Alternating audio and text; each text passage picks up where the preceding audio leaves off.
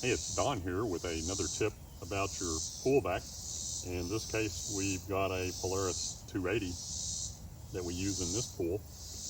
And you may have seen one of my other videos where I talk about using the 2-bag method. I always have one bag that's drying out and I can clean it out easier to switch out with the bag that I'm about to empty.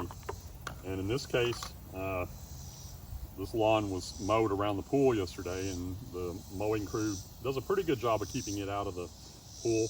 But this is one evening of running the cleaner, and there's also a lot of trees and other debris that gets in here around this pool. So you can see it's pretty full.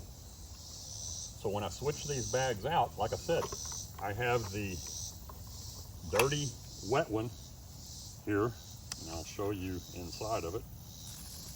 It's pretty nasty, and this stuff is pretty difficult to get out of these bags when it's wet. So I just hang it up. Let me take that back.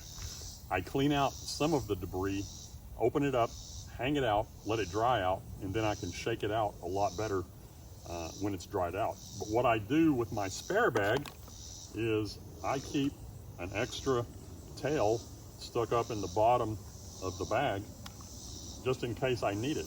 And as a matter of fact, today I see that I do need it, and I'm talking about the scrubber that goes on the end here. So I've got it handy, ready to go. I can just put it on here like that, and I don't have to worry about, stopping and going and getting another one of these out of my equipment box for the pool supplies. I'm ready. And then when I put my new clean bag back on, I just snap it in.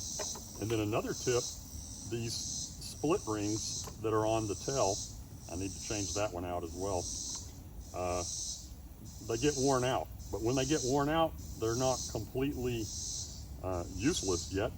Another tip that I learned recently is I take one of those split rings and put it on this pressure hose, the feeder hose, for this little clamp or this little clip to clip on above, and that helps keep it up to a degree when it's in the pool and running. Otherwise, without that ring on there, this slides all the way down, and you stand a chance of this thing getting somewhat tangled up, and it doesn't always work right.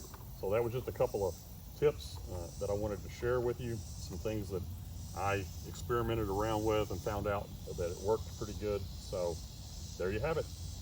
Happy swimming.